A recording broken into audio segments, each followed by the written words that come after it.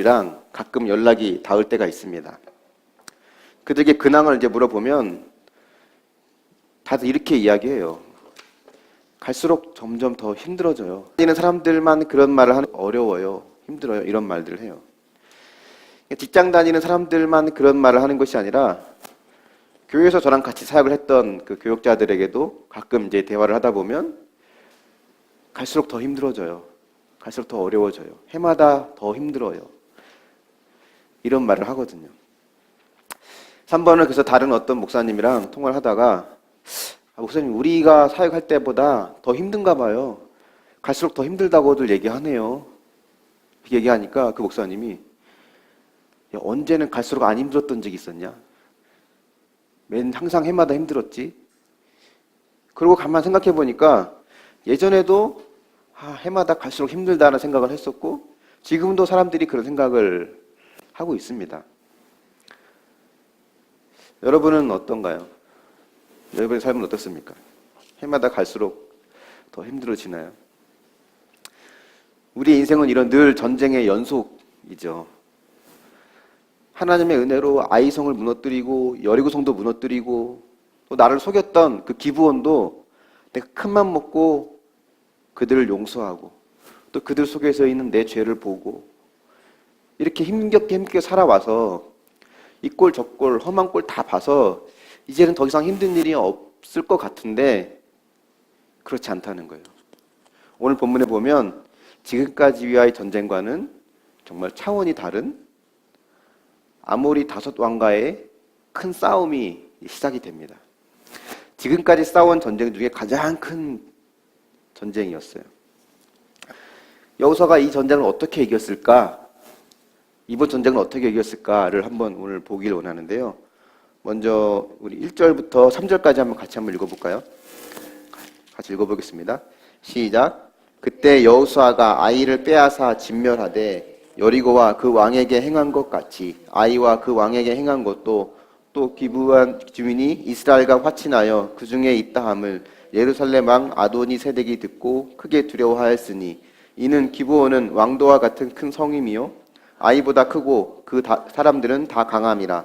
예루살렘 왕 아도니 세덱이 헤브론 왕 호암과 야르뭇 왕 비람과 라기스 왕 야비아와 에글론 왕 드빌에게 보내어 이르되. 지금 이게 어떤 상황이냐면 기브온이 이스라엘에게 항복을 하고 평화 조약을 맺었잖아요. 그 자체가 다른 가나안 민족들에게는 굉장히 큰 충격이었습니다. 그동안 이스라엘에 대한 소문을 들어왔기 때문에 계속 예의주시를 하고 있었거든요. 여리고를 무너뜨렸고 아이성을 무너뜨린 그 모든 소문을 다 들었단 말이에요. 근데 그 중에 제법 큰 성읍이었던 이 기브온 사람들이 항복을 하니까 이제 가나안 사람 다른 왕들이 다 두려움을 느낀 거죠. 그래서 그 당시에는 이제 도시 국가들이었는데 그 주변의 도시 국가들 오늘 보면 5개의 왕들이 나오는데 이 5명의 왕들이 연합해서 우리를 배신한 기브온에게 보복을 하려는 거예요. 복수를 하려는 겁니다. 그러자 기브온 사람들이 여호수아에게 도움을 요청하죠. 6절에 보면 기브온 사람들이 길갈 진영에 사람을 보내어 여호수아에게 전하되 당신의 종들 돕기를 더디하지 마시고 속히 우리에게 올라와서 우리를 구하소서라고 말을 합니다. 산지에 모여 거주하는 아모리 사람의 왕들이 다 모여 우리를 치려고 합니다. 라고 지금 여호수아에게 도움을 요청하는 거죠. 여호수아의 입장에 한번 대해서 생각을 한번 해보자는 거예요. 사실 여호수아에게 있어서 기브온을 용서하고 받아들이는 것은 결코 쉬운 일이 아니었습니다. 근데 그렇게 힘들게 용서하고 받아들인 그 사람들이 지금 뭘 말하냐면 빨리 와서 나 좀 도와달라는 거예요. 용서해 준 것만도 대단한 거 아니야? 이런 생색을 내고 싶은 마음이 충분히 들 수 있는 상황이죠. 그것만 가지고도 사람들한테 야 정말 넌 대단하다 이런 인정을 받고 싶은 그런 마음이었을 거예요. 그럼에도 불구하고 근데 그 기브온을 위해서 지금 내 시간과 내 돈을 써야 되는 지금 상황이 온 거죠. 이쯤 되면 어쩌면 괜히 용서했다 기브온. 그냥 처음부터 이 조약 자체를 무효라고 하고 그냥 이들을 받아들이지 말걸 그랬으면 더 좋았을 걸 하는 후회가 아마 충분히 들 수 있는 상황입니다. 물에 빠진 사람을 건져줬더니 지금 보따리 내놓으라고 하는 그 속담처럼 지금 기부원이 우리가 당신들의 종이 되어서 물 깊고 나무를 패는 일을 하기로 했으니까 이럴 땐 당신이 우리 도와줘야 되는 거 아니냐고 당연하게 요구를 하고 있는 거예요. 여러분이 여호수아라면 이런 상황에서 어떻게 할 것 같습니까? 도와준 게 어디, 너를 용서해주고 받아준 게 어딘데 이제는 당연하다듯이 도와달라고 하는 그들을 보면 기가 차죠. 저 같았으면 이랬을 것 같아요. 잘 됐다. 차라리 잘 됐다.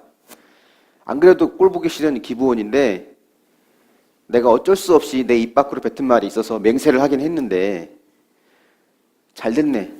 이번 기회에 손 안 대고 코 풀 수 있는 가장 좋은 기회다. 다른 가나안 왕들이 이 기브온 사람들을 죽이든 공격하든 그냥 모른 척을 해야지 뭐. 아니면 도와주더라도 그냥 도와주는 신용만 내고 그냥 기브온 사람들이 알아서 기브온 사람들을 저들이 알아서 해결해 주면 뭐 나도 내 맹세를 어긴 건 아니고 뭐 내 손으로 그 사람들을 죽인 것도 아니고 적당히 도와준 척만 해야겠다. 하나님이 이렇게 날 사랑하시네. 날 이렇게 도우시는구나. 이런 마음이 제 안에 있었을 것 같아요. 근데 정말 그것이 하나님이 원하시는 걸까? 왜 하나님은 이런 상황을 연출하시는 걸까? 하나님은 이 전쟁을 통해서 나의 진심을 묻고 계신 거예요. 너 정말 그 사람 용서했니? 그렇게 너를 속이고 너를 아프게 한 그 사람과 진심으로 같이 가려고 하니? 그 사람이 또 너를 속일 수 있는데 그래도 함께 갈 수 있겠니? 이 질문에 대한 답을 내는 것이 이 전쟁의 핵심입니다. 이 전쟁에서 요구하는 것은 이 질문에 대한 답이었어요. 근데 이 답을 내는 게 우리가 이기기 가장 힘든 전쟁이 되는 거예요. 우리에게 기부원은 바로 이런 대상들입니다. 이런 사람들이에요. 내가 용서하고 도와줬는데 평생 안 변할 수도 있는 사람. 나에게 도움을 요청할 때 너도 한번 당해봐. 이런 마음으로 대응하고 싶은 마음이 들게 만드는 나를 속였던 그 사람. 그들이 바로 우리의 기부원이거든요. 근데 여호수아가 지금 그 기부원을 위해서 기도하고 또 그 기부원을 위해서 싸우려고 하는 거예요. 그래서 이 전쟁이 이스라엘 역사상 가장 힘든 전쟁이고 가장 큰 전쟁이 됩니다. 이것은 단순히 규모가 컸다는 것뿐만이 아니라 나를 속인 그들을 위해 내가 전심으로 싸우기까지 그 힘든 마음의 과정, 갈등의 과정을 겪어야 하기 때문에 이게 힘든 전쟁이라는 겁니다. 교회는 깨끗하고 온전한 사람이 오는 곳은 아니에요. 우리는 깨끗하고 온전한 사람이 오면 좋겠지만 나는 깨끗하고 온전하다 생각하는 사람들은 교회 안 옵니다. 잘 안 와요. 교회는 내가 100% 죄인이라고 고백하는 사람들만 오는 곳이에요. 그 100% 죄인이라는 사람들이 교회 오는 거 막을 수 없죠. 누가 막겠습니까? 하지만 그들이 오는 걸 막지 않는 것과 그들과 함께 가는 것은 또 다른 차원의 문제예요. 나를 이용해 먹으려고 하는 기부원들과 내가 영원히 함께 하겠다? 쉽지 않죠. 이건 내 힘으로는 안 됩니다. 내 힘으로는 죽어도 못해요. 그래서 기도할 수밖에 없는 거예요. 용서하는 것도 힘들고 그들을 받아들이는 것도 힘든데 끝없이 도움을 요청하는 그 기부원 같은 사람들을 도우려는 마음이 우리에게 있으려면 기도 외에는 방법이 없어요. 그래서 여기 응답을 위한 3가지 질문이란 제목으로 지금 말씀을 전하는데 첫 번째 질문이 뭐냐면 그들을 향한 네 속의 진심은 무엇이냐? 이게 하나님 우리에게 주시는 질문입니다. 기부원 같은 사람들을 통해서 우리에게 주신 질문이 바로 그거예요. 그들을 향한 네 속의 진심은 무엇이냐? 여러분에게 묻겠습니다. 용서하고 또 용서해도 계속 문제를 일으키고 도움을 요청하는 나의 기부원은 누가 있습니까? 너무 싫고 부담스러워서 피하고 싶은 기부원이 누가 있나요? 그 기부원을 돕기 위해서 어떤 기도와 어떤 실천을 하고 있습니까? 여호수아의 마음은 어땠을까요? 이 기부원을 향한 여호수아의 마음은, 그의 마음이 어땠는지를 볼 수 있는 구절이 7절에 있어요. 7절 한번 같이 읽어볼까요? 시작. 여호수아가 모든 군사와 용사와 더불어 길갈에서 올라가니라. 모든 군사와 용사가 그 기부원을 구하기 위해서 움직입니다. 나를 속인 사람, 또 그것도 물깃고 나무를 패는 일이나 하는 하찮아 보이는 그 사람들을 위해서 여호수아는 모든 군사와 용사를 다 일으켜서 올라갔어요. 이게 뭘 뜻합니까? 전심전력을 다해서 싸우기로 마음을 먹은 거예요. 나를 사랑해주고 나를 도와주고 내게 힘이 돼주는 사람들 위해서 하는 일은 누가 못하겠어요. 나에게 잘해주는 남편, 나를 사랑해주는 아내, 자녀, 부모, 친구, 동료, 이웃, 내게 도움을 주는 그 사람들을 위해서 하는 것은 누구나 할 수 있습니다. 근데 기브원은 이스라엘 입장에서 볼 때는 그들이 개만도 못하다고 여기는 이방인들이에요. 그것도 거짓말로 나를 속였던 그 이방인들. 내 옆에서 그냥 물이나 깊고 나무나 패는 그런 종노릇을 하기로 했던 그 이방인들. 그들을 위해서 모든 군사가 지금 싸우러 나가려고 합니다. 냉철하게 보면요, 명분도 없어 보이고 하찮아 보이는 전쟁이에요.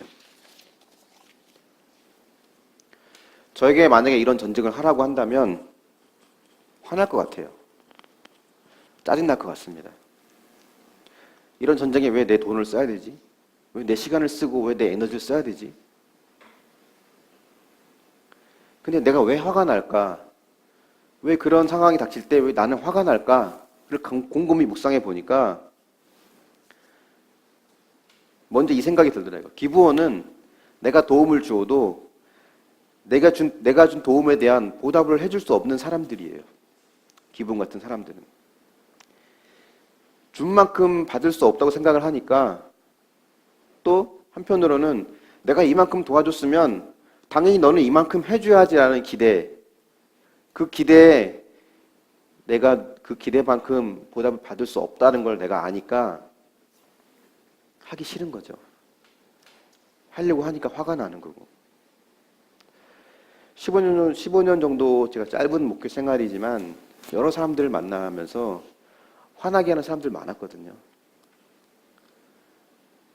표현을 안 해서 그렇지 화나게 하는 사람들 많았어요. 내 시간과 내 돈을 이 사람들 위해서 쓰려고 하니까 분이 일어나요, 솔직히. 근데 왜 분이 일어날까 곰곰이 생각해 보면 이 분이 일어나고 화가 나는 감정 안에는 나는 당연히 이런 대우를 받아서는 안 될 사람이라고 하는 교만이 내게 있었어요. 하나님은 나를 그런 대우를 받아야 될 사람으로 그 자리를 나를 낮춰 넣으셨는데 나는 그런 대우를 받아서는 안 될 사람이라고 나 스스로를 생각하고 있었어요. 이게 내가 버려야 될 내 안의 교만이었습니다. 내 눈으로 그 열매를 봐야만 그게 진짜가 되는 건 아니에요. 내가 전심으로 그 기부원을 위해서 베풀었던 사랑과 희생과 헌신의 열매들을 나는 못 보고 갈 수 있습니다. 나는 평생 못 볼 수도 있어요.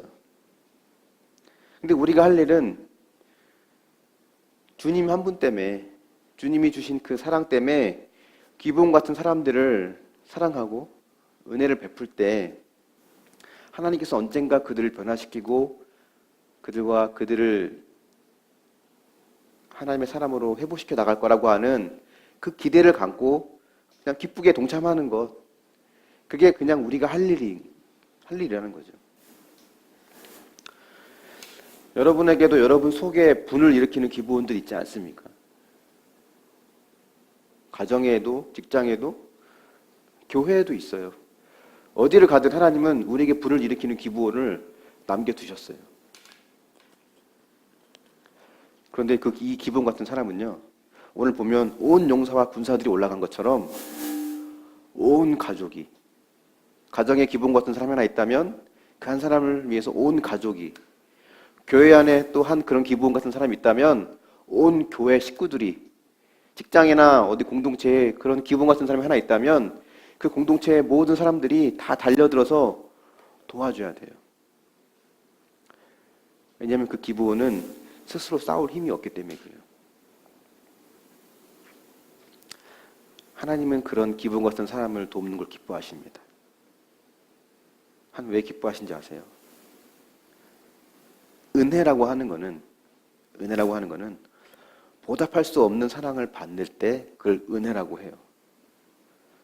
내가 보답할 수 있는 사랑이라면 그건 은혜가 아니에요. 거래지. 기부원은 보답할 수 있는 능력이 없는 사람들이에요. 하나님은 보답할 능력이 없는 그 기부원을 돕는 것을 기뻐하시고, 또 우리에게도 그 기부원 같은 이들을 은혜를 베풀어서 그들 도우라고 하나님 우리에게 말씀하십니다. 그들은 보답할 수 없기 때문에 우리는 그들의 보답을 기대하지 말아야 돼요. 우리가 할 일은 거기까지. 그것까지 하면 끝인 거예요. 오늘 말씀 10절, 11절 말씀 보면 처음에 이렇게 시작을 해요. 10절에 보면 여호와께서 그들을 이스라엘 앞에서 패하게 하심으로, 여호와께서 패하게 하셨죠. 여기 보면 동사가 또 나오거든요. 패하게 하셨다라는 건 나오고, 또 더 계속 읽어보면 여호수아가 그들을 기브온에서 크게 살육했다는 것, 또 이제 비탈에서 추격했다는 것, 또 아세가와 막게다까지 이르렀다는 것. 이 네 개의 동사가 히브리어 원어 성경을 보면 모두 그 주어가 하나님이에요. 하나님이 패하게 하시고, 하나님이 살육하셨고, 하나님이 추격하셨고, 하나님이 이르게 하셨고. 그러니까 나는 그들의 보답을 기대하지 않고 그냥 모든 군사를 동원해서 도와줘야겠다라는 마음만 먹었는데, 내가 한 것은 그냥 마음을 먹었던 것 뿐인데 그 전쟁을 이기게 하신 분은 하나님이신 거예요. 11절 마지막에 보면 이스라엘 자손의 칼에 죽은 자보다 우박에 죽은 자가 더 많았다라고 하거든요. 이게 뭘 의미할까요? 내가 아무리 수고하고 내 힘으로 해도 하나님이 함께하지 않는 것에는 의미가 없어요. 내가 칼로 죽여봤자 몇 명이나 죽일 수 있겠으며, 내가 돈으로 도와줘봤자 얼마나 많은 사람을 도울 수 있겠습니까? 하나님이 하셔야 되거든요. 근데 나는 도끼로 마음만 먹었을 뿐인데 하나님은 칼과 우박을 우리에게 허락해 주시는 거예요. 결국 이 싸움도 내가 싸우는 싸움이 아니에요. 우리는 그냥 마음만 먹으면 되는데 이 마음만 먹는 게 안 되는 게 우리들의 모습입니다. 이건 오기로 되는 것도 아니고 배짱으로 되는 것도 아니에요. 결코 내 힘으로 안 돼요.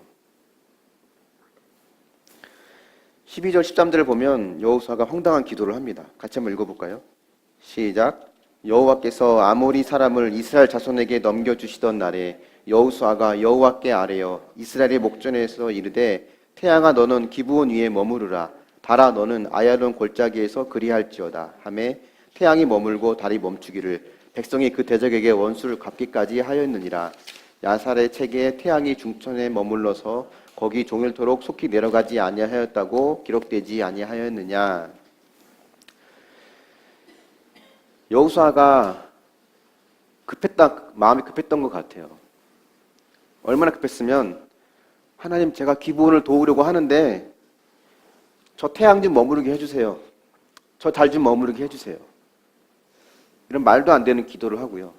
이 말도 안 되는 기도가 그대로 응답이 됩니다. 여호수아의 절박함이 하나님 마음을 감동했는지 모르겠어요. 해와 달이 머무르는데 여기서 우리가 주목해야 될 것은 여호수아가 얼마나 절박했느냐가 중요한 게 아니라 더 중요한 건 뭐냐면 이 절박함이 누구를 위한 절박함이었냐라는 게 지금 중요한 거예요. 하나님은 우리의 절박함을 보시고 응답해 주시고 우리의 절박함이 부족해서 응답해 주지 않는 분, 그런 분은 아닙니다. 물론 우리에게 믿음의 절박함을 요구하실 때가 있지만 적어도 이 경우에는 하나님은 얼마나 절박했느냐 그걸 보시는 게 아니라 누구를 위한 절박함이었냐를 하나님 보신다는 거예요. 병을 고쳐달라, 시험을 잘 보게 해달라, 이런 기도 나쁘다는 거 아닙니다. 이런 육적인 기도 무조건 하지 말라는 거 아니에요. 그 기도 자체가 잘못된 거다를 말하는 것은 아닙니다. 그런데 성경이 말하는 것은 그것이 나를 위한 기도가 아니라 나를 속인 자를 위한 기도가 돼야 한다는 거예요. 그 사람의 구원을 위한 기도가 돼야 한다는 거예요. 그럴 때 하나님은 그 기도에 100% 응답해 주신다라고 약속을 하십니다. 여리고나 아이성 전투에서는 이렇게 기도하지 않았거든요. 이렇게 절박한 기도를 하지 않았어요. 태양이 머물러라, 달아 머물러라, 이런 절박한 기도는 나 때문에 하는 게 아니라 너 때문에 하는 거예요. 당신 때문에, 그들 때문에. 사랑스럽고 불쌍한 그들이 아니라 나를 속인 그들, 도저히 용서하기 힘든 그들을 위해서 태양이 머물고 달이 머물기를 기도하라는 거죠.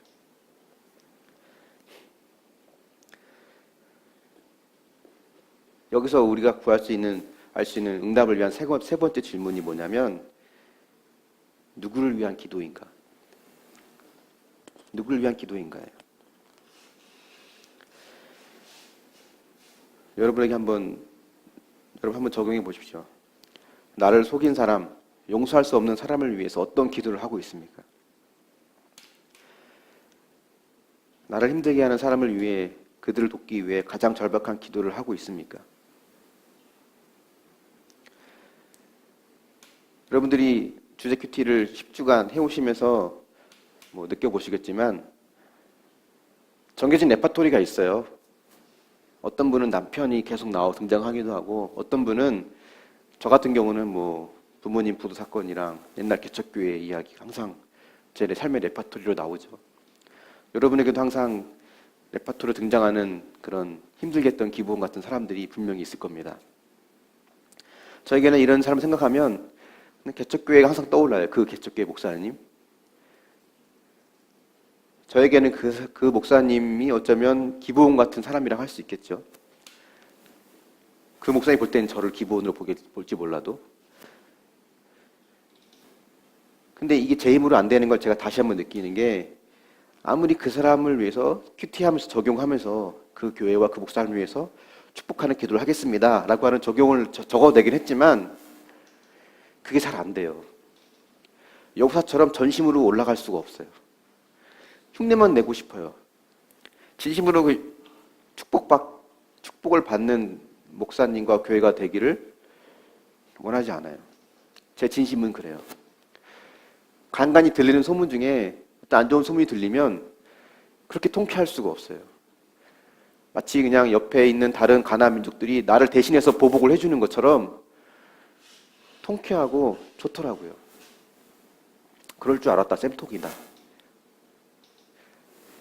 근데 이게 우리의 모습이에요. 내 힘으로 안 되거든요. 그럼 그들을 위해서 내가 달아 머물라, 태양을 머물라라고 기도할 수 있을까? 저는 불가능하다고 생각합니다. 우리 힘으로는. 근데 이쯤 되면 이런 의문이 들기 마련이에요. 나를 속인 기부원들 용서하고 그들을 위해서 기도하는 거 좋지. 좋다는 거 다 알아요. 근데 꼭 굳이 그렇게까지 해야 되나? 그렇게 안 하면 안 되나? 안 하고 싶은데. 나 그들을 위해서 기도하고 축복해주고 싶지 않은데. 그렇게 절박하게 그들을 위해서 기도하고 안 나오는데 안 하면 안 되나? 이런 생각이 들죠. 은혜가 뭔지를 우리 생각해 볼 필요가 있습니다. 은혜가 뭐라고 했죠? 보답할 수 없는 사랑을 받는 것을 은혜라고 했잖아요. 용서할 수 없는 기부원 같은 사람들을 통해서, 그 사람들을 위해서 여호수아가 온 용사와 군사를 이끌고 가는 그 전쟁에 참여하는 그 모습을 통해서 하나님께서 우리에게 보여주고 싶은 그림이 있어요. 도저히 용서 안 되는 그들을 위해서 이스라엘이 굳이 모든 사람을 끌고 가는 그 모습 속에 보여주는 그림이 뭘까?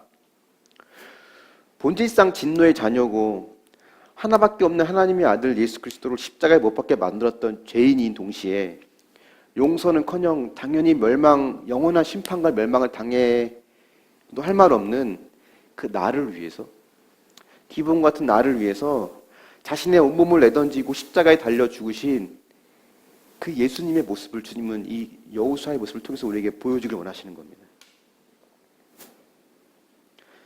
기본과 같은 나를 위해서 대신 죽어주신 거죠. 그 하나님의 사랑을 보여주길 원하시는 거예요. 그가 찔림은 우리의 허물 때문이요, 그가 상함은 우리의 죄악 때문이라. 그가 징계를 받음으로 우리는 평화를 누리고 그가 채찍에 맞음으로 우리는 나음을 받았도다. 우리는 다 양 같아서 그릇 행하여 각기 제 길로 갔거늘 여호와께서는 우리 모두의 죄악을 그에게 담당시키셨도다. 이 여호수아가 기브온을 향해 가는 모습 속에 보여주는 하나님의 그림입니다.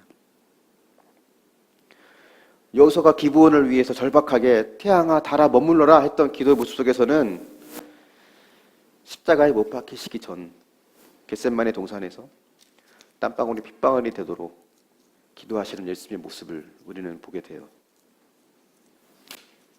이 잔을 내게서 거둬달라고. 하지만 내 뜻대로 하지 마시고 아버지 뜻대로 하시라고.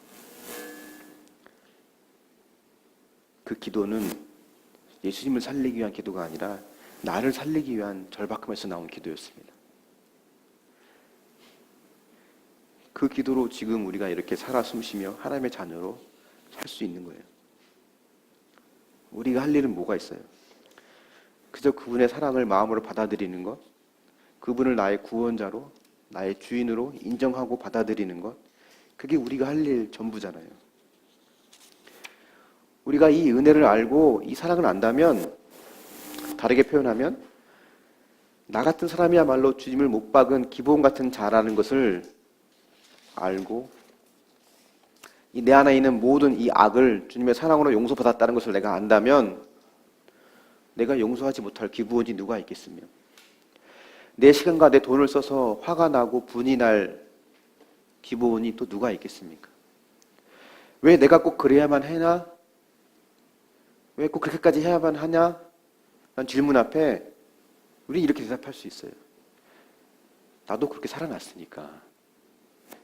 그 주님의 사랑으로 내가 이렇게 살아났으니까. 또 누군가가 그 사랑으로 나를 위해 희생하고 섬겼으니까. 이제는 내가 그 누군가를 위해서 섬기고 그 누군가를 살릴 차례가 된 거예요.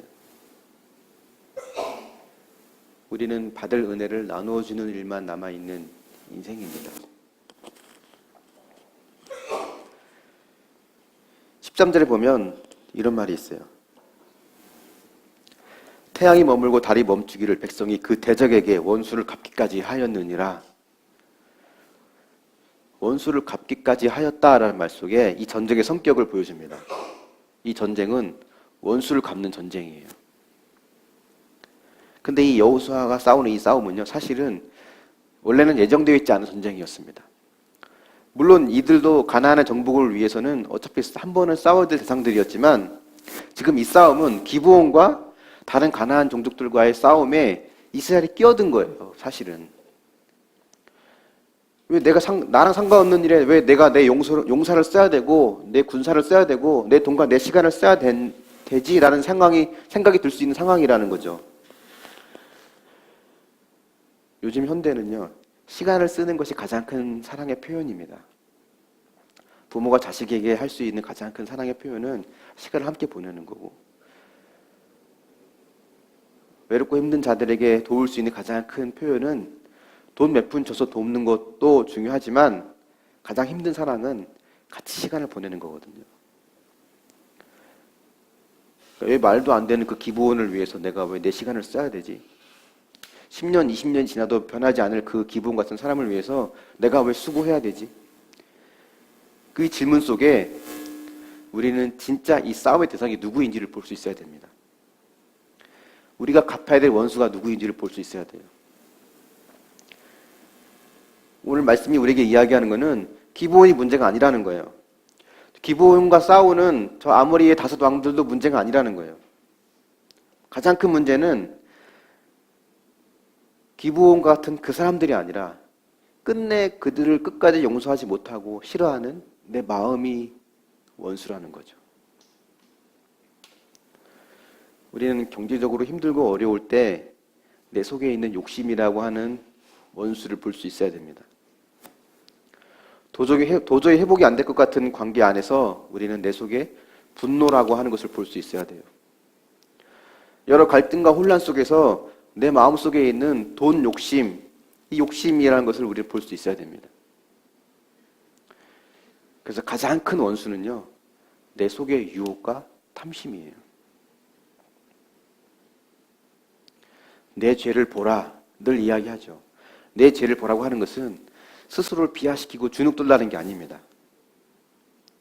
내 죄를 봄을 통해서 이런 죄인인 나를 용서하시는 기쁨을 누리라는 거예요. 진짜 우리가 기브온을 도울 수 있는, 기브온 같은 사람을 도울 수 있으려면 뭐가 돼야 되냐면요, 내 힘으로 안 되잖아요. 언제 이게 가능해지냐면 내 속에 있는 진짜 원수를 볼 수 있을 때 기브온을 도울 수 있어요. 그들을 도와야만 하는 상황 속에서 내 속에 있는 또 다른 원수, 또 다른 종류의 악을 볼 수 있는 게 우리는 그게 축복이고 은혜입니다. 기브온과 같은 사람이 내 옆에 있으면 그 사람이 내 죄를 드러나고 내 죄를 보게 하기 위해서 수고하고 있구나. 하나님이 가장 기뻐하시는 마음이 회개 마음인데 나는 내 혼자 힘으로는 스스로 회개는커녕 내 속에 있는 죄조차도 보지 못하니까 하나님이 이 사람 통해서 내 죄가 드러나게 하는구나. 내 속의 원수가 드러나게 하는구나. 내 밑바닥을 보이게 하는구나. 그런 마음을 가질 수 있어야 되죠. 하나님은 내가 회개하는 마음을 기뻐하시거든요. 내 죄를 깨닫고 애통해하며 회개할 때 하나님은 기뻐하십니다. 세 번째 마지막 질문이 있다면 그 질문은 해결해야 할 진짜 원수는 무엇인가? 그걸 보자는 거예요. 여러분에게 또 적용 질문을 던져보겠습니다. 속고 속이는 사건 속에서 먼저 처리돼야 될 내 속의 원수, 욕심이나 분노, 시기, 음란, 뭐가 될 수 있죠. 그 어떤 것이든 내 속에 있는 원수는 무엇입니까? 기브온이 변하는 것보다 내 속의 악을 깨닫는 것이 진정한 축복인 것을 믿으십니까? 오늘 말씀의 결론을 맺어볼게요. 기브온을 돕는 전쟁은 이런 겁니다. 잘못된 남편, 아내, 자녀, 동료, 친구라 할지라도 그들과 함께 가겠다고 하는 기도, 그들과 함께 하겠다는 마음이 이 기브온을 돕는 전쟁이에요. 하나님 그 기도에는 100% 응답해 주십니다. 하나님은 가정을 살리고 공동체를 지키는 자를 축복해 주세요. 왜냐하면 가정이 무너지면 교회가 무너지기 때문이거든요. 기도 응답을 받겠다고 새벽기도, 철야기도, 금식기도, 산기도 다니면서 소나무 뿌리 흔들고 해도 해와 달은 안 멈춰요. 내가 용서할 수 없는 사람을 용서하고 그 사람에게 축복을 베풀어 달라는 기도를 할 때 그 기도가 100% 응답받는 기도고, 나를 속인 사람을 도우려고 하니까 힘들지만 나를 살려주신 그 은혜를 기억하면서 하나님께 드리는 기도가 또한 하나님이 응답하시는 기도가 될 수 있고요. 평생 나에게 짐이 되는 그 기브온을 곁에 두면서 내 악을 보고 내 안의 원수의 실체를 깨닫고 드리는 기도가 하나님 기뻐하시는, 응답하시는 기도가 된다는 것을 기억하고, 계속해서 반복되는 여러분의 영적인 전쟁 가운데서 승리하는 우리 모두가 될 수 있기를 예수님의 이름으로 축원합니다. 아멘. 우리 함께 또 일어나셔서 찬양으로 하나님께 나아가기 원합니다. 은혜 아니면 살아갈 수가 없네.